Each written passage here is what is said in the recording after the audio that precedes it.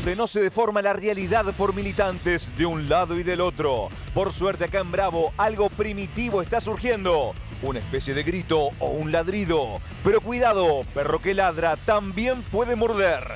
En la calle, donde las jaurías ya se están encontrando, o adentro, o sea, digamos, desde el canil.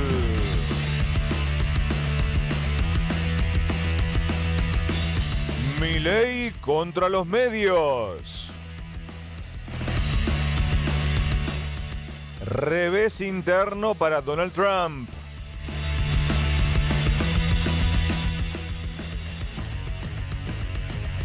Impacto del dólar y acuerdo del FMI con las tarifas. Lilita Carrió en Pascuas, ¿más esotérica que Milei?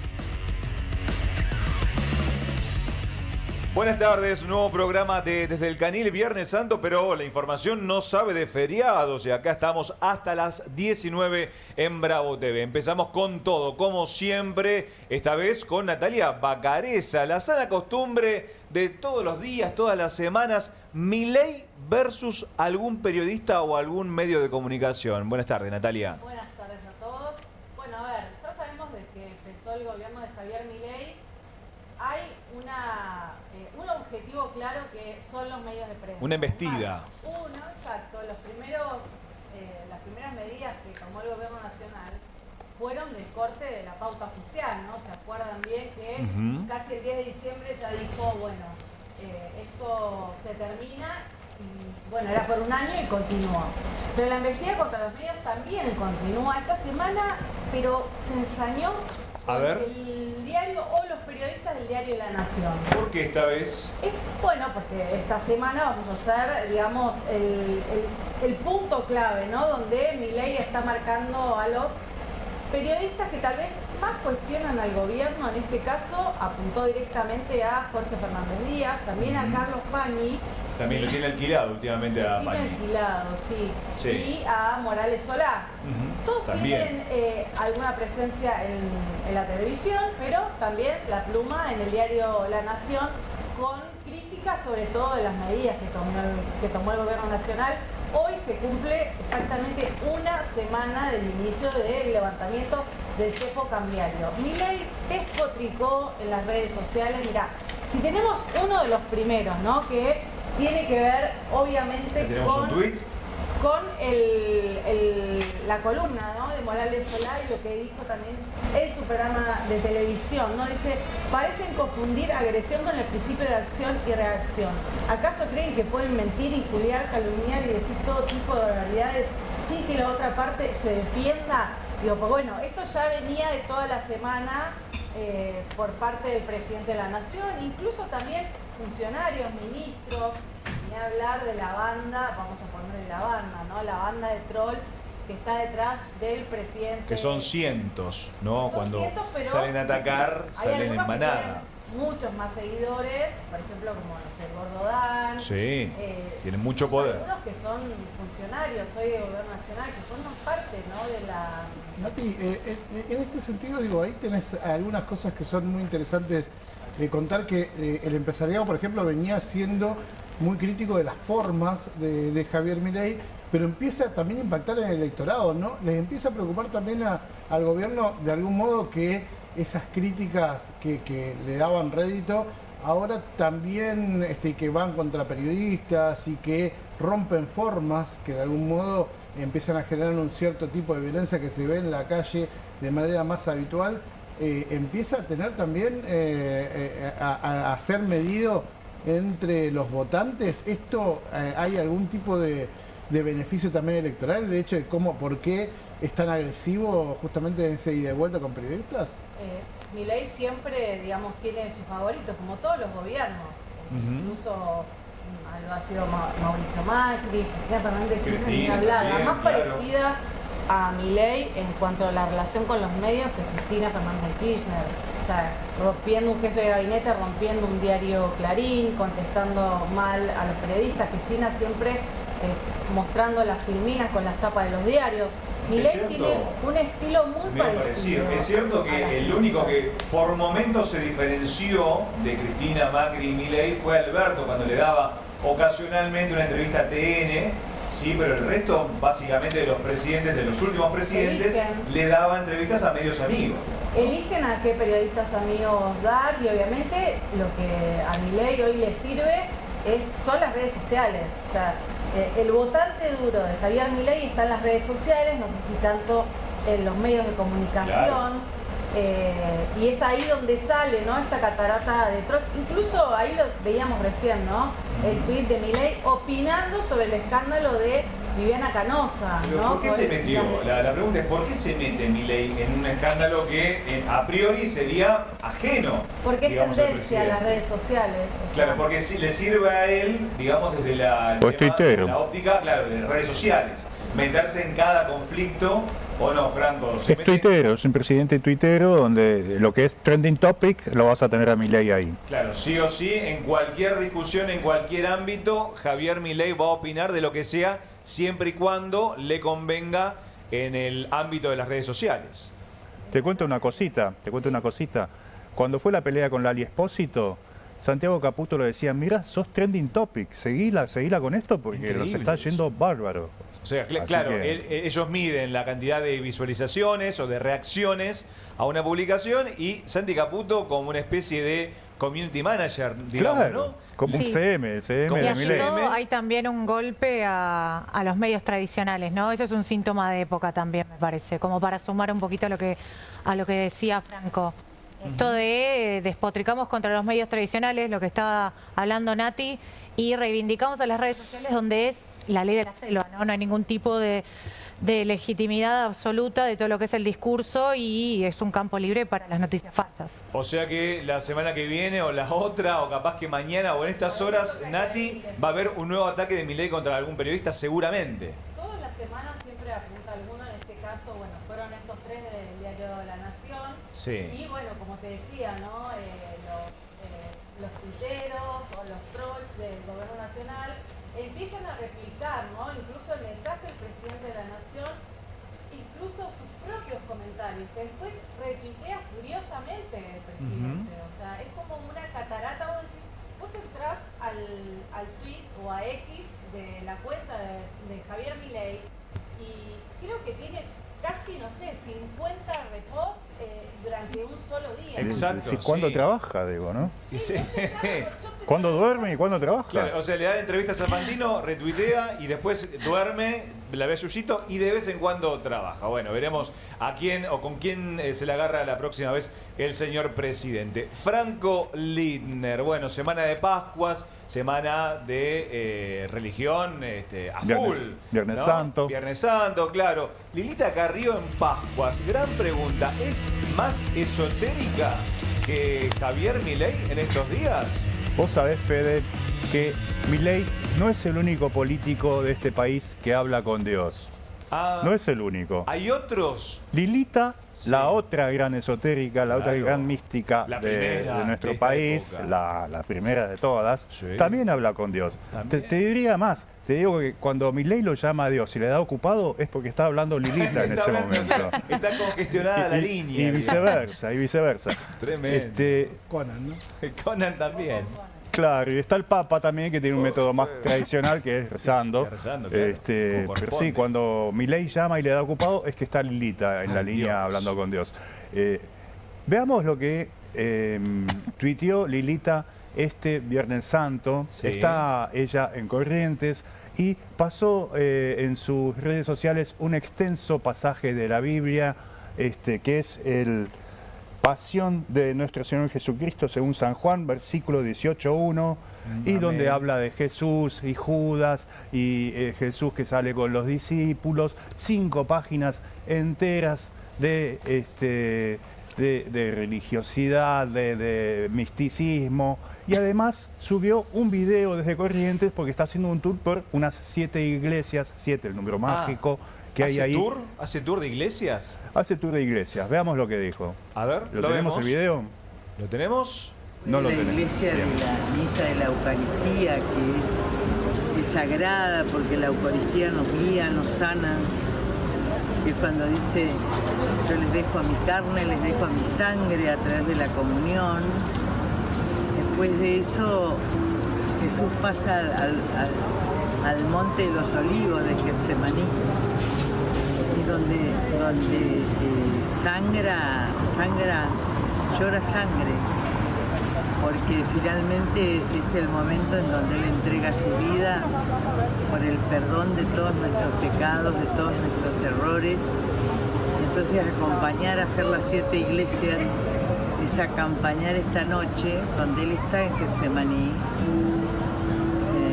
Yo lo viví en Getsemaní, ahora lo quise, siempre voy a Buenos Aires, pero bueno, ahora lo quise pasar acá en Corrientes porque es la tierra de nuestra patria, ¿no? Decía Borges que en Corrientes se siente de cerca la patria, y es verdad.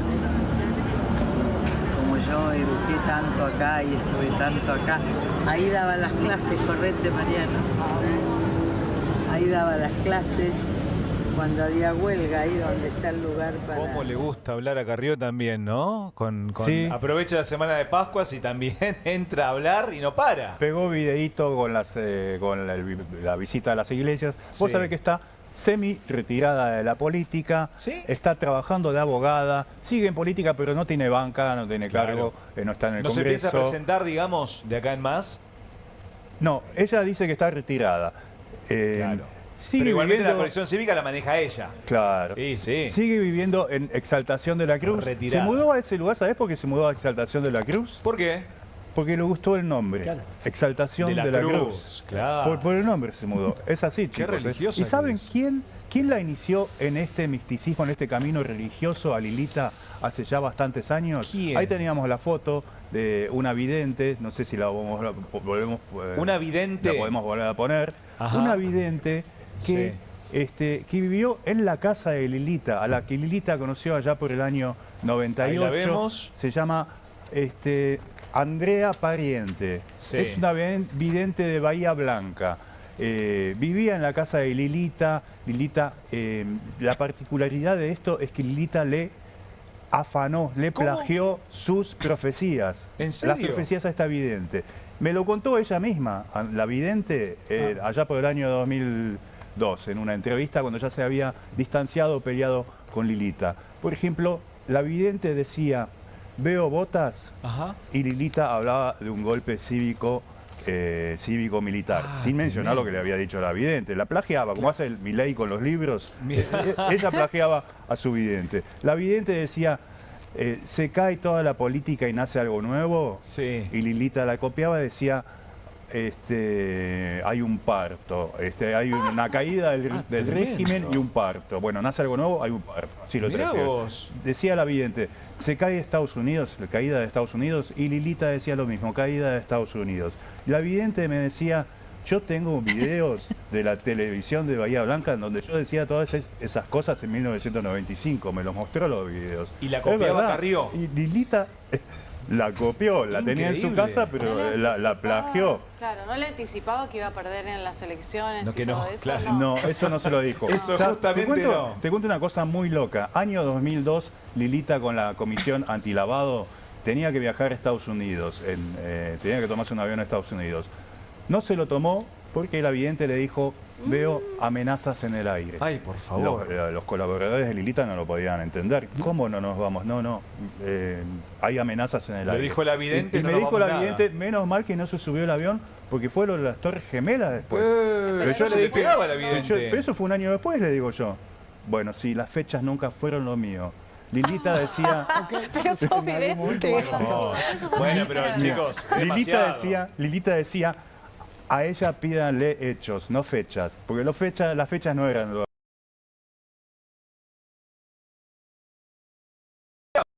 También. Esa es la mujer que inició a Lilita en su camino de religiosidad. Qué bárbaro. Y en esta semana tan particular, te hago una pregunta, Franco. ¿Cómo se dice Felices Pascuas en alemán? Frohe Ostern. A ver, Frohe Ostern. ¿quién se anima del equipo a decirlo? A ver. Frohe Ostern. ¿Y sabe cómo se dice conejo de Pascuas? A ver, ¿cómo? Osterhase. Osterhase. Muy bien. De a poquito estamos aprendiendo alemán con Franco Lindner. Muy bien. Cecilia Degli Innocenti, usted tocó el bolillero. Bueno, revés interno para Donald Trump. ¿Qué pasó? ¿Empezaron a desconfiar los estadounidenses de su presidente? Los ciudadanos estadounidenses, digamos que mucha bola a la política exterior en general no le dan. Uno podría decir que están más preocupados por la economía. Por lo interno, como claro. vimos en la campaña electoral, que un módico 8% de inflación anual le costó la campaña a Joe Biden.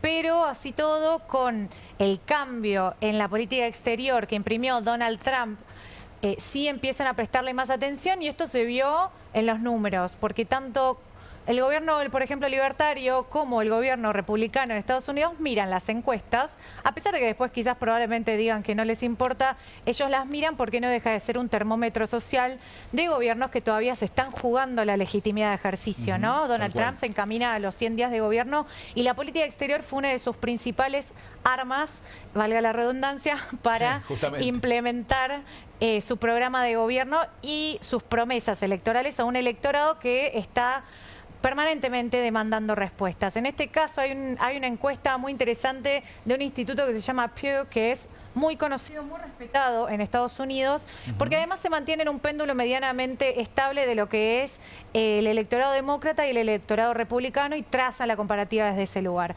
Y un hallazgo que hicieron a principios de abril fue que hay sensaciones mixtas, o diría que hasta negativas, respecto al giro de la política exterior del magnate republicano. Sí. Negativas, ¿por qué principalmente?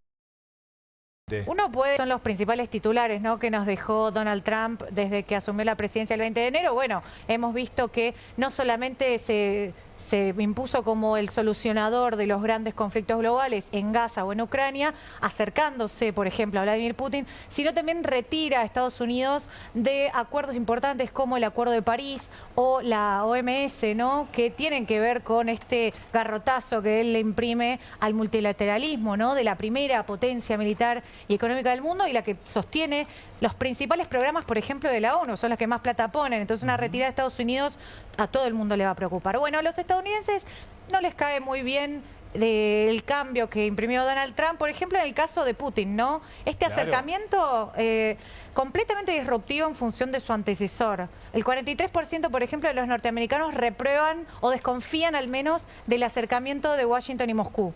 Pero ¿cómo desconfían? A ver, ¿esperaban otra cosa de Donald Trump? Porque en el anterior mandato se llevaba bien con Putin. ¿Qué esperaban? ¿Que rompa relaciones con Putin? Pero primero se juntó con el de Ucrania, entonces dijeron, ¿qué onda? Después se expresó a favor de Putin, y sí, ¿para qué lado juega? ¿No? Claro, por eso, pero la gente ahora, Ceci, la gente que ahora dice, bueno, estoy en contra de la política exterior de Trump, ¿qué esperaban de Trump que hiciera particularmente con Putin? Es una excelente pregunta, y creo que lo que dice Nati sería también lo que uno pensaría, ¿no? O porque no deja de ser un vaivén frenético entre políticas que van cambiando. A ver, hubo un quiebre, un punto de inflexión en lo que fue la política exterior de Joe Biden, porque incluso también él también se diferencia de lo que fue el primer mandato de Trump, ¿no? Porque tuvimos este interludio de unos 4 años de Biden en lo que son los 8 años, de lo que van a ser 8 años de gobierno de Donald Trump cuando termine su presidencia. Hay un cambio drástico, creo que era esperable porque él se mantiene un poco en la línea de lo que prometió en campaña, pero sí sorprendió en función, en el caso de Rusia particularmente, de este acercamiento tan directo a Vladimir Putin, que fue un hombre sumamente resentido, no solo por Washington, sino también por la Unión Europea, y en ese trazado demócrata, ¿no?, este link que hubo con Bruselas y Tel Aviv también, ¿no?, Israel, acá sí es disruptivo. O sea, molesta que esta estrategia de Donald Trump, que yo pienso que es un poco para apaciguar a China, para hacer, digamos, calmar un poco a los chinos, apaciguarlos, se acerca a Vladimir Putin, que Vladimir Putin es un líder que es autoritario a los ojos occidentales. Es un tipo que hace más de 20 años que está en el gobierno, y esto no cala muy bien. Y después hay otros puntos en los que también los norteamericanos se mostraron de mínima reticentes con esta política exterior, que no descarta anexar territorios de otros países como Groenlandia o Panamá. Entonces, bueno, ya se juegan en otros órdenes. Claro, pero igualmente ya tiene una costumbre histórica Estados Unidos con esto de anexionar, pero en este caso están en contra de esta política de Trump. Veremos qué es lo que pasa en los próximos meses y el accionar principalmente del presidente estadounidense. Ariel Maciel, bueno, la inflación, el tema o uno de los temas que principalmente preocupan a los argentinos. ¿Mantiene la presión justamente este dato inflacionario?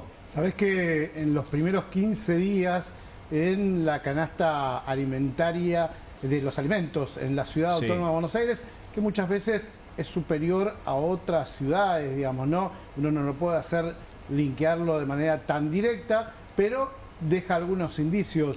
Los primeros 15 días lo que muestra es que en la ciudad de Buenos Aires los alimentos subieron casi un 5%. Epa, es muchísimo, Ariel. A pesar de que después del anuncio de los cambios económicos, de la flotación, de esta devaluación, algunos supermercados hayan devuelto la mercadería que le mandaban fabricantes con remarcaciones entre el 12 y el 15%, lo que están diciendo es que de todos modos los alimentos habían subido antes, digo, el 3,7%. El famoso por las dudas, ¿no, Ariel?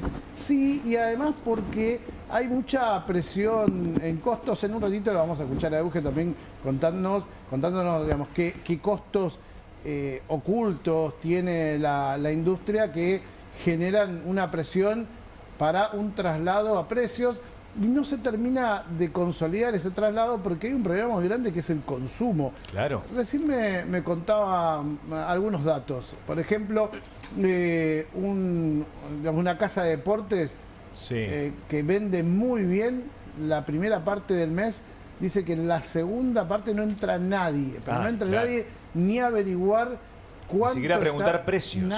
Nada. Digo, algunas cafeterías que tienen facturación importante durante la primera parte, bueno, te digo, no sé, pueden facturar $1 millón en los primeros 15 días, en la segunda parte apenas 300.000.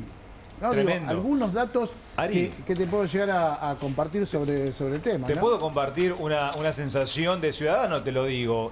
Hace pocos días me enteré que un importante banco quitó una promoción con una aplicación de descuentos que te daba 30%, un reintegro del 30%. Fui la semana pasada que estaba todavía el descuento y había gente, había fila. Bueno, esta semana sacaron eso que se llamó el reintegro por comercios de barrio. Esta semana no había nadie en el negocio. Había 2 empleados y yo que entré para preguntar y cuando me dijeron no va a haber más promociones, me fui. Porque realmente la gente busca eso, descuentos, promociones o cuotas. De hecho, le está pasando mucho e incluso algunos se terminan enojando de los consumidores con el banco o la administración provincial porque son bancos públicos los que hacen generalmente este tipo de promociones. ¿Cómo me vas a sacar eso? Lo fueron recortando en distintos ámbitos. ¿Sabes qué? El Fondo Monetario Internacional puso metas de inflación también, ¿no? Si la Argentina debiera cumplir la meta máxima de inflación, de acá a fin de año tiene que tener una inflación del 1%. No, bueno, ya en abril no va a pasar. No va a pasar, chicos. Va a estar entre el 4 y el 5, veremos por dónde anda. Si va a la segunda, que es el 23%, y va a un 4%, por ejemplo, en abril, desde abril en adelante hasta diciembre tendría que tener una meta inflacionaria del 0,6%. No, imposible. Pero 4 sería ya... No, es una locura. Pongamos que nada, atendemos las explicaciones del gobierno, que habla de que hubo remarcaciones estacionales, el tema de la carne, algunos precios que tienen que ver con la canasta escolar, digamos, no, cuestiones que están vinculadas con lo estacional y que eso no es una tendencia y que no va a haber pass-through de este 10% de devaluación. Es difícil que baje. Que se cumpla, claro, que se cumpla. Ari, consulta, el gobierno quiere modificar el estudio que mide la inflación, digamos. Cortito, ¿cómo sería ese cambio? ¿Y sería en los próximos meses? Mirá, ¿sabes qué? Se estuvo a punto, cuando se iba a conocer este dato que fue muy malo, lo primero que pensar es, ¿y si medimos con la otra fórmula, a ver qué onda? Medimos? Y no le sirvió mucho. Voy a sumar a Euge Mucio para que nos cuente un poquito de qué se trata justamente de este sistema que en el mucho se discutió, porque la oposición también le reclamaba al gobierno por qué el INDEC no pone en marcha este sistema que viene hace tiempo, ¿no? Es que preparado. Bueno, tenía que estar para octubre. Exacto. El dato es que tenía que estar para octubre y el gobierno lo viene retrasando justamente para beneficiarse de la medición que es antigua. ¿Por qué? Porque se basa en la encuesta de gastos de hogares del 2004. Muy viejo. Es, digamos, sobre la base donde toma la medición, la inflación se mide promedio del mes anterior por promedio del mes que justamente se está midiendo. Y en realidad hay una nueva base para utilizar, que es la misma encuesta, pero la de 2017, que lo que tiene de cambios es cómo pondera, es decir, cuánto peso hay, o sea, cuánto peso tiene cada servicio, claro, cada rubro. Exacto. Alimentos en también, la medición, ¿no? Por ejemplo, con vivienda, agua, electricidad, que en la de 2004 tiene un 10% de peso y en la de 2017 tiene un 14% de peso. En las comunicaciones, por ejemplo, tiene un 2,8 y puede pasar a 5,2, siempre en el peso. ¿Por qué? Porque en 2004 no usábamos la telefonía celular como la utilizamos ahora, no usábamos el internet como lo usábamos ahora, incluso la electricidad, el agua, el gas, y tiene mayor peso en esta nueva medición. Hablando justamente de, pasamos de alimentos a tarifas, ¿no? Te quiero preguntar acerca de este universo tan particular que nos afecta y también a los argentinos, y nos afectó en el 2024, ¿sí? Con aumento del gas del 500, 600%. ¿Qué va a pasar con este acuerdo? ¿Hay acuerdo, primero y principal, no? Te quiero preguntar. ¿Hay acuerdo del gobierno con el FMI para justamente cambiar el método del subsidio en las tarifas? ¿Puede haber un tarifazo a partir del 2026 acá en la Argentina? Bueno, a ver, hay dos cosas. Primero que sí, en el acuerdo con el Fondo Monetario Internacional, en la letra chica, hay cambios sobre qué tiene que hacer el gobierno con las tarifas eléctricas que van a afectar tanto a industrias como a los hogares. Primero porque le dice el FMI que tiene que cambiar el sistema de segmentación que tenemos hoy, N1 para los ingresos altos, N2 para los ingresos bajos y N3 para los ingresos medios, que tienen distinto grado de subsidios. Dice que tiene que terminar con esa segmentación. La cuestión de los subsidios y de cómo se aplican a las tarifas fue tenso durante todo el gobierno de Javier Milei, porque primero, de hecho, se quería cambiar este sistema que viene del 2023 a un sistema de canasta básica de justamente servicios de la energía y de esos costos, que no se logró implementar. Después, con la nueva gestión de María Tetamati como secretaria de Energía, se quiso implementar algo parecido a la época de Mauricio Macri, en el que hay una tarifa social nada más para aquellos que realmente tienen bajos ingresos, y de clases medias para arriba y las industrias ningún tipo de subsidio. Lo cierto es que el FMI le dice: en algún momento tenés que terminar con este esquema de sí o sí segmentación. terminarlo. Claro, y todo eso se va a trasladar a los costos de los servicios que pagan los hogares. Pero además también lo que sucede es que cambió el esquema cambiario, perdón. Tenemos un esquema que va de 1.000 pesos a 1.400 de flotación libre, sin ningún tipo de intervención del Banco Central. Y cada cambio que hay en el dólar oficial y el mayorista, sobre todo, también es un impacto en las tarifas. ¿Por qué? Porque los costos están dolarizados. Si vamos a la energía es un 85%, y si vamos al gas es en un 100%. Y el costo, en realidad la generación de energía, tiene costos también dolarizados, porque para generar energía, por ejemplo, utilizan gas. Entonces, ya ese dolarizado del gas se traslada a la generación de energía, que se traslada después a las industrias y después a las tarifas en los hogares, y aumentan el peso justamente de las tarifas. Claro, si baja el dólar a 1.000, por ejemplo, ¿deberían bajar las tarifas o estoy equivocado? ¿O no es tan lineal? No es tan lineal. No, en realidad el sistema energético viene intentando recomponer precios, pero además hay algo. Ya estaban atrasados, digamos, según ellos. Pero además hay algo. En invierno aumenta la cantidad de energía que utilizamos, tanto en las industrias como en nuestros hogares.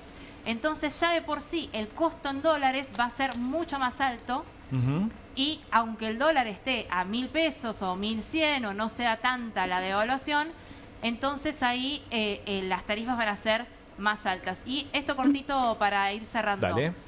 El gobierno es el que decide cuánto traslada. Claro. Porque del 100% del aumento del dólar, traslada más o menos un 50%. ¿Cuánto traslada de eso? Lo define. Y si es menos traslados, más subsidios. Bueno, lamentablemente se viene, por lo que estamos escuchando aquí en el piso, un tarifazo en 2026 que va a perjudicar principalmente a la clase media, porque va a haber dos segmentos, los que tienen y los que no tienen subsidios.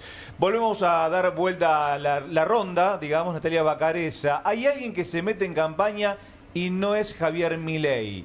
Pero Miro es Milei. el reloj para ver ¿Cómo? Miro el reloj para ver en qué día estamos. A ver por qué Falta lo dice. un mes. Falta un mes, es cierto. nada Estamos más. hoy en 18 de mayo. 18. Estamos en vivo, hay que reiterar, estamos en vivo hoy Viernes Santo aquí en Bravo. Falta un mes para las elecciones en la ciudad de Buenos Aires. Sí, falta un mes. Elección importante. Una elección muy importante. Ya la mayoría de los candidatos están desfilando por todas las calles de la ciudad de Buenos Aires.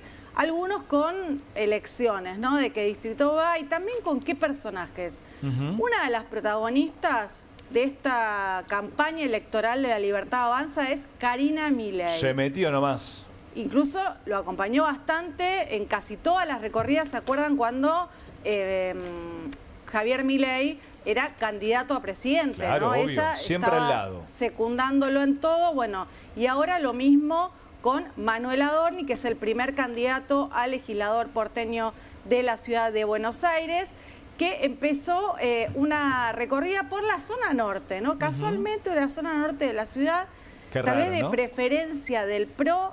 Claro, sí. Aparte, ahí está su segmento que más lo votó a lo largo de la historia, ¿no? Hoy por hoy se está debatiendo el segundo y el tercer lugar. Ya el primero puede Sí. ser que se lo dan a Santoro, tal vez. Bueno, a ver. En la sección norte de la, No, de la capital. en la capital. Ah, en la capital directamente. En la capital, en la ciudad de Buenos Aires. A ver, ¿qué pasa? Si La Libertad Avanza llega a ganar ese segundo puesto y el PRO queda en tercer lugar, anda a debatir las listas en la ciudad, en la provincia de Buenos Aires. Olvídate. Después. O sea, ¿qué es lo que dice La Libertad Avanza? Nosotros vamos a pintar de violeta todos los barrios de la ciudad de Buenos Aires. Se va el color amarillo, obviamente así arrancó la campaña electoral. Pero si querés, miremos cómo se metía Karina Milei acompañando a Manuel Adorni en estas caminatas por la ciudad de Buenos Aires. Lo vemos.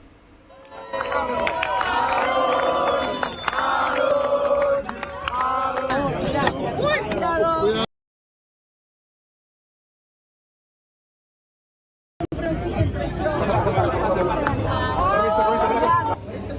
Siempre, porque acá nosotros somos los que siempre cargamos. No me digas, siempre cargamos.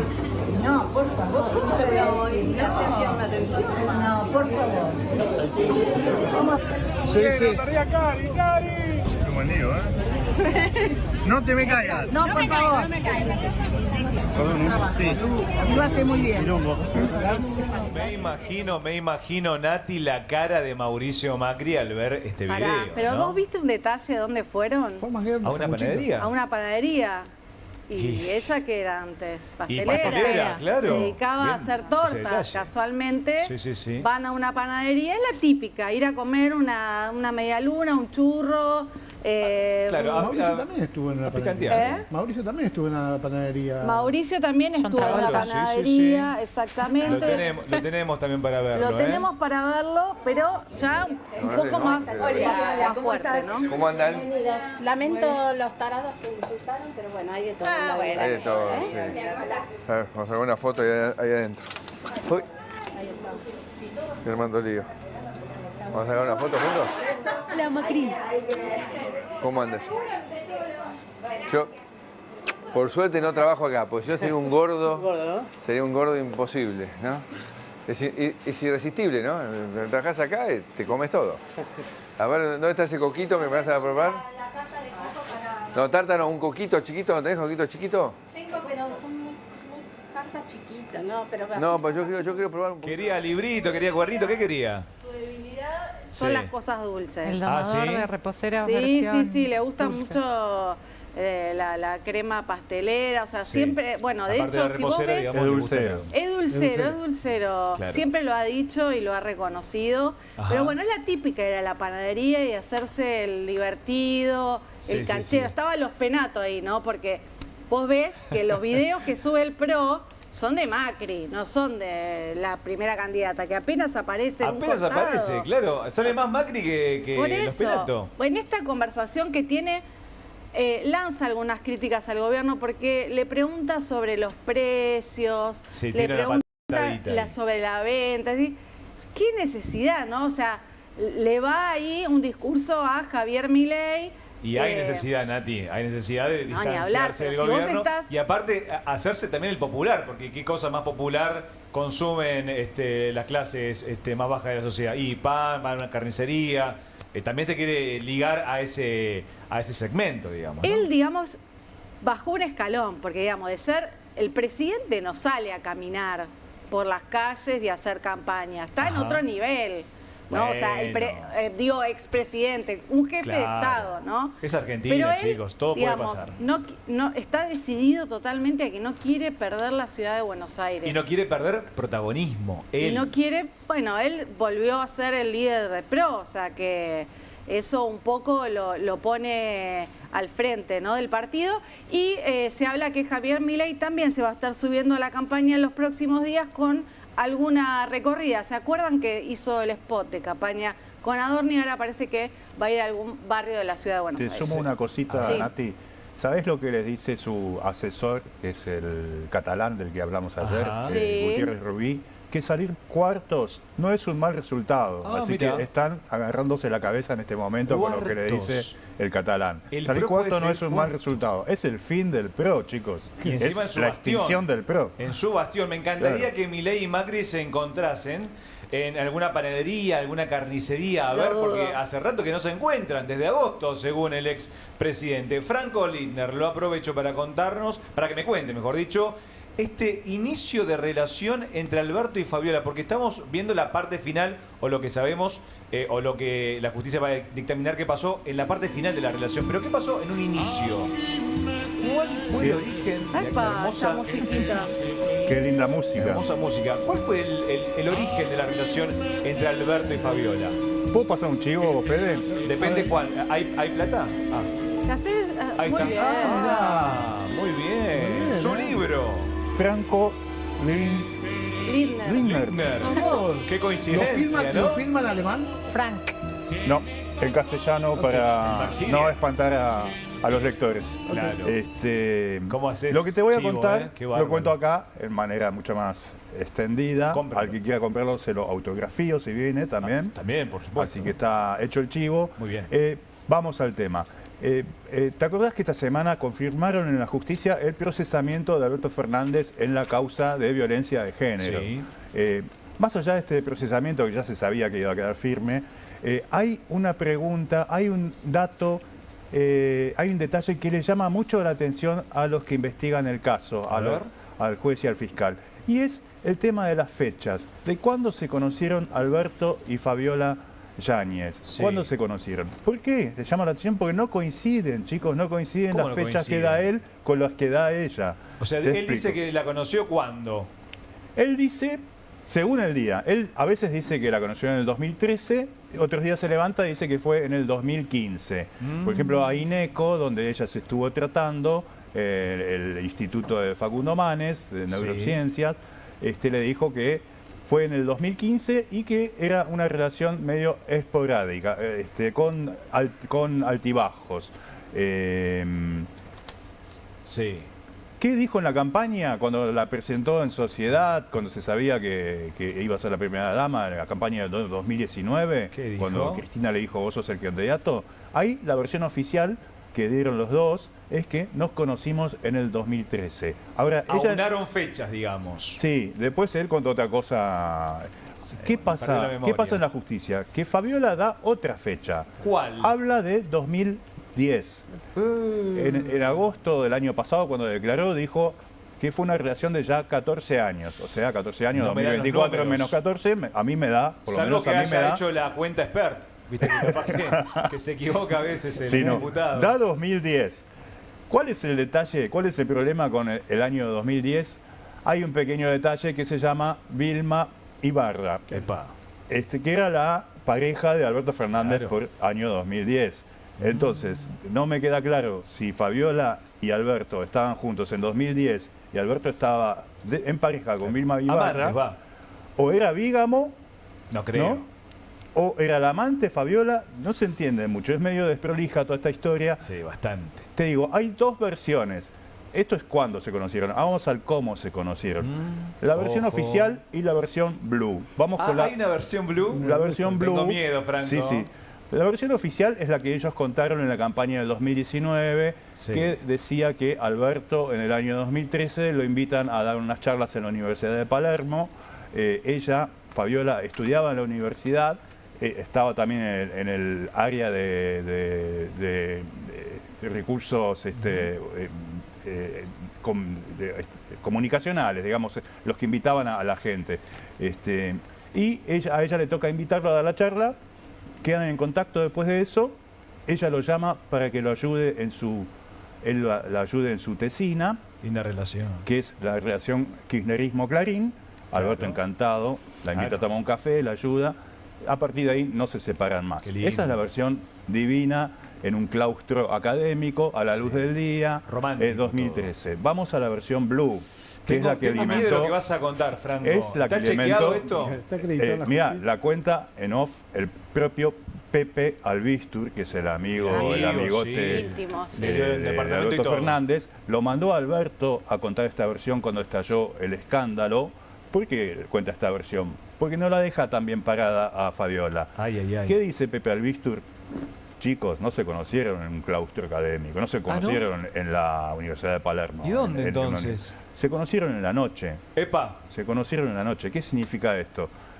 Fabiola, por esa época, año 2009-2010, era modelo. Además de estudiar periodismo, era modelo. Había modelado en Hacía Rosario. teatro con Gianola también, ¿no? Había desfiles en Canal 26 con Susana Rocasalvo. Trabajaba de modelo. Claro. Hay una foto ahí, no sé si la podemos poner, de la joven Fabiola modelo. Sí. Ahí está, en una fiesta. Boliche, ¿no? En una fiesta de Jet Lang, la Halloween Chandon. La fiesta Halloween Chandon, disfrazada de. Esa es su amiga, Sofía Pachi, su amiga del alma, con la que después se peleó en la fiesta de Olivos, que era también modelo. Sofía Pachi llegó a la tapa de la revista Hombre, ¿no? Una revista masculina. Erótica, ¿no? Sí. Revista erótica. Bueno. Me comentaron. Lo que decía Pepe, se conocieron en la noche, en una discoteca, en estas discotecas donde coinciden hombres del poder, hombres de la política, hombres de la empresa con chicas lindas, modelos. ¿Un club social? Algunos hablan de Asia de Cuba. ¿Cómo? Que queda ahí a la vuelta de donde vive Alberto, en Puerto Madero. Asia tiene de mucho Cuba. renombre ese lugar. Creo que ya no está más, me parece, ¿no? Tiene mucho renombre, Franco, sí, ese. Sí. Mucha historia. No sé qué historias escuchaste vos. No, historia de encuentro, de gente que está sola y se apapacha allí. Bueno, eso dice la versión blue. La versión blue. Hay un dato más en la versión hay blue. listas VIP en Asia de Cuba. Ajá. ¿Qué? Sí, hay listas VIP en Asia de Cuba. ¿VIP? Mucho político metido ahí. Mucho político, sí. Mucha modelo también. Hay un dato adicional que cuentan ahí cerca de Alberto, que es ¿quién fue el Celestino? ¿Quién la conocía de antes a Fabiola? Pareja? Anota esto. A ver. José Luis Manzano, dicen. Que es un tipo también conocido por su buen gusto con las mujeres. Sí, ¿no? sí. La conocía de antes y le pasó el contacto a Alberto. Eso dicen algunas fuentes bien informadas en este caso. Qué personaje, ¿Te gustó la versión blue? Me encantó. Me dejan un par de baches ahí mentales, pero bueno, después lo hablamos. Me quedaron muchas preguntas dando Muchas vuelta, preguntas. Bueno, hay que leer el libro para hay eso. que leerlo. En el libro tenés señora, la versión señor. uncensored, sin censura. ¿Dónde encontramos el libro? En cualquier librería. Cualquier librería. Por internet también. Eso, mostralo un poquito de nuevo. De vuelta. Editorial Planeta. Lo tengo acá. El martirio, Chivex. Señores. Franco Littner. Promete autógrafos en alemán. Tremendo. En alemán, en castellano, en lo que quieran. Para terminar, Franquito, ¿cómo se dice modelo en alemán? Frauenmodell. Oh, no. Modelo femenina. Claro, porque si no puede ser el modelo de Toto Caputo, ¿entendés? No, por favor, te lo digo. Frauenmodell. Ay, qué historia. Bueno, volvamos a un poquito a la agenda internacional, Cecilia Degli Innocenti. Bueno, un juicio antimonopólico contra Mark Zuckerberg. ¿De qué se trata esto? Fede, ¿qué pasa si yo te pregunto ¿cuál es el principal medio por el cual los políticos hoy se comunican con sus audiencias o con su electorado? Redes sociales. Redes sociales. Por eso es que es importante lo que está pasando con la justicia de Estados Unidos y la aplicación de normativas antimonopólicas contra las grandes corporaciones tecnológicas. Estamos hablando de Mark Zuckerberg, el dueño de Meta, ¿no? Esta mega compañía que compró hace 10 años. Él dice qué es lo que sale, qué es lo que no sale, no de manera tan directa, pero sí, por ejemplo, ellos habían aplicado ciertas normativas de todo lo que era la difusión